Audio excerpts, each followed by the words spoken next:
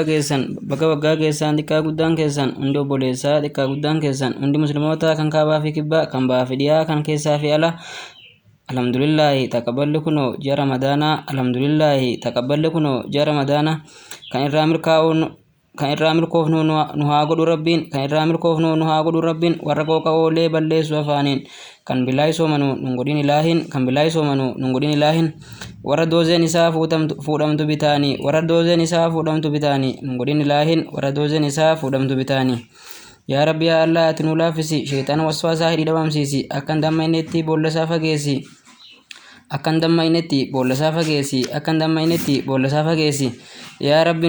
rabbi nun dagin tan addunyaa jala akiraa dagachuu nurraa qabi balaa kan facaafne nyaannu nuu godhi biqila xiqqoo nu guddisii godhi kaapitaala tan isaa ban qabnee kennaan teettu caala kennii gammachiisi musliimoota maraa kennii gammachiisi musliimoota maraa yaa rabbi nun godhin duudaan qabne hulaa kan diinii baqatuu mee nun godhin juullaa gooftaa si jallisee nuu qajeesi jalla duwiteenyan waltoo silaaf achi galla asaabota wajjin mee nu godhi ollaa asaabota wajjin mee nu godhi ollaa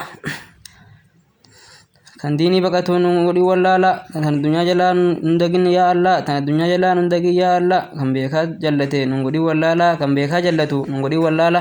kan irraa morkoofnu nu godhi soomana warra callaa galchuu nu godhi soomana warra callaan galchuu nu godhi soomana warra irraa fuudhamtu guutamtuun imaanaa warra irraa fuudhamtu guutamtuun imaanaa amriin maraa si malee waan taatu warra baranaa warra bara hedduu nu godhi yaa gooftaa ati waan dadhabdu nu godhi yaa gooftaa ati waan dadhabdu